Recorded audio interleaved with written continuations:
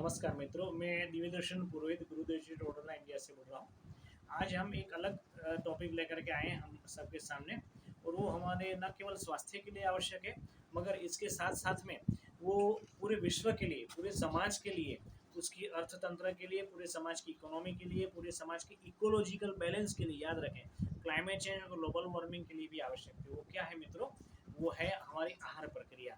मित्रों, मांसाहार और शाकाहार ये दोनों हजारों सालों से चलते चले आ रहे हैं, और हम में से कई लोग दोनों खाते हैं, कई लोग केवल मांसाहारी होते हैं, कई लोग केवल शाकाहारी होते हैं। मित्रों, वर्तमान की बात करें तो मांसाहार को संपूर्ण रूप से त्याग देना ही उचित रहेगा, और अगर आप नहीं त्याग रहे हैं तो उसको छोड़ करके, संपूर्ण छोड़ करके उसको शाकाहार की तरफ आना आवश्यक रहेगा। क्यों आवश्यक रहेगा, उसके कुछ टॉपिक्स हम आज आपको बता रहे हैं। पहली बात, मांसाहार जो होता है वो मांसाहारी जीव को आप देखिए, उसके दांत बहुत बड़े बड़े होते हैं, जैसे शेर है, चीता है, लेपर्ड्स है, टाइगर है, लायन है। देखिए उसके दांत, फिर उसके नाखून देखो कितने बड़े बड़े होते हैं। क्या हमारे दांत ऐसे ऐसे हैं, कील जैसे हैं, बड़े बड़े लंबे दांत?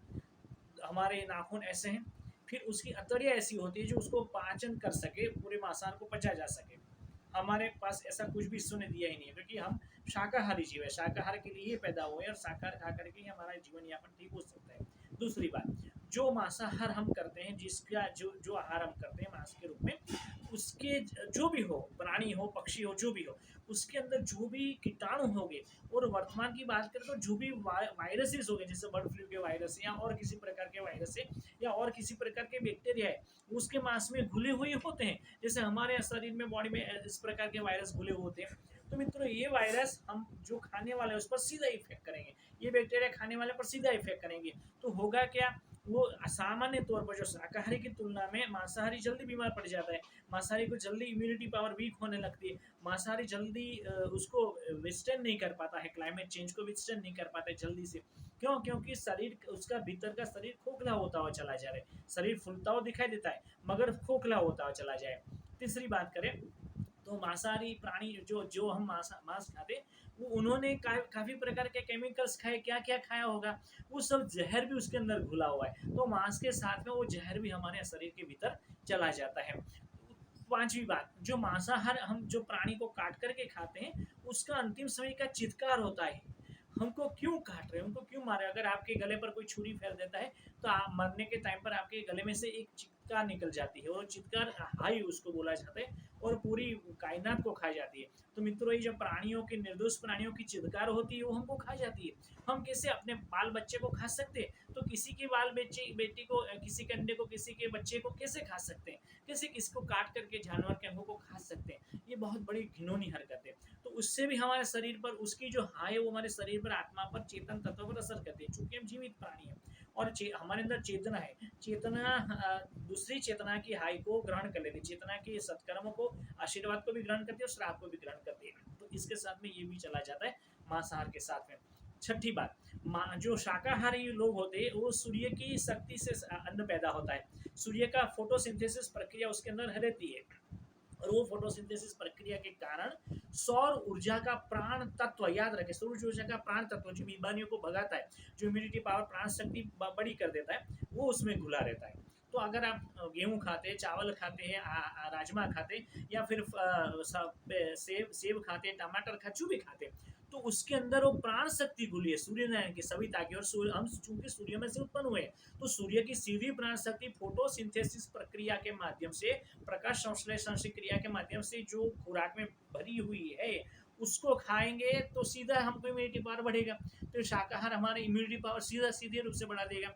सातवीं बात, लोग कहते हैं कि मांसाहार से ताकत आती है। हाथी को हमने देखा है, कितना बड़ा ताकतवर जानवर है, पूरे विश्व में उससे बड़ा कोई ताकतवर जानवर नहीं है। उस शेर को भी उठा करके पटक देता है, टाइगर को भी उठा करके पटक दे सकता है, इतनी ताकत उसके अंदर भरी हुई थी।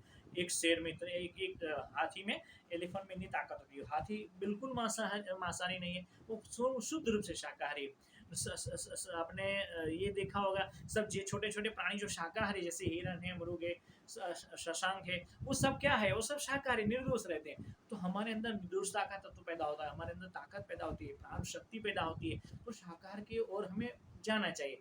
इससे भी सबसे बड़ा वर्तमान के समय का एक बहुत महत्वपूर्ण आयाम है, और जो शोध के रूप में, निष्कर्ष के रूप में साइंस बताया जा रहा है पिछले कुछ सालों से मित्रों, वो ये है कि शाकाहार ग्लोबल वार्मिंग में उसका बहुत जीरो के परसेंट योगदान है, जबकि मांसाहार का 68% तक योगदान है। क्योंकि जहाँ पर मांस को मतलब प्राणियों को काटा जाता है, मांस को पैकिंग किया जाता है, उसको प्रोसेस किया जाता है, उस सब के अंदर कार्बन की इतनी इस प्रक्रिया उत्सर्जन के दौरान प्रक्रिया पैदा होता है, कार्बन पैदा होता है कि उसकी बात ही नहीं कह सकते। फिर उसके बाद में उसको ट्रांसपोर्ट किया जाता है, तो ट्रांसपोर्ट में वो प्रक्रिया भी आगे चलती है, और खाने के बाद में वो कार्बन जो हमने उत्सर्जित किया था वो हम खा लेते, उसके बाद में हम भी कार्बन उत्सर्जित करते रहते।